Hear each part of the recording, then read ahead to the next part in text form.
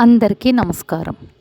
గుడ్లగూబను అశుభం అనుకుంటే పొరపాటే. ఎందుకంటే గుడ్లగూబ లక్ష్మీదేవి యొక్క వాహనం. ఇంటిలోకి ప్రవేశిస్తే ఏదో కీడు జరుగుతుందని చెప్పి చాలామంది గుడ్లగూబ విషయంలో భయపడుతూ ఉంటారు. కానీ అలా అనుకుంటే చాలా పొరపాటు పడినట్టే. అయితే పండితులు గుడ్లగూబను మించిన శుభశకునం మరొకటి లేదు అని అంటున్నారు. లక్ష్మీదేవి శ్రీమన్నారాయణతో కలిసి ప్రయాణం చేసినప్పుడు గరుత్మంతునిపై, అలాగే ఒంటరిగా ప్రయాణం చేయవలసి వచ్చినప్పుడు గుడ్లగూబపై ప్రయాణిస్తారట.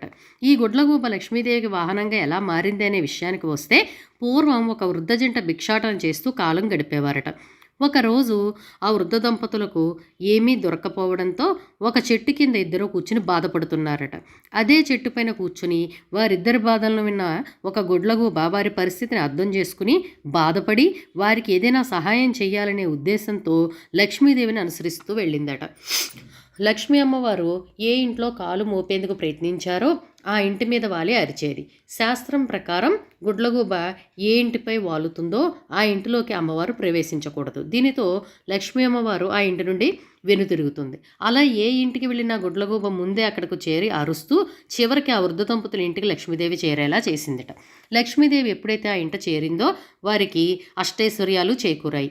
అమ్మవారి అవసరం ఎక్కడుందో అక్కడకు తనకు దారి చూపిన గుడ్లగూబను అప్పటి నుండి లక్ష్మీ అమ్మవారు వాహనంగా చేసుకుందని చెబుతారు.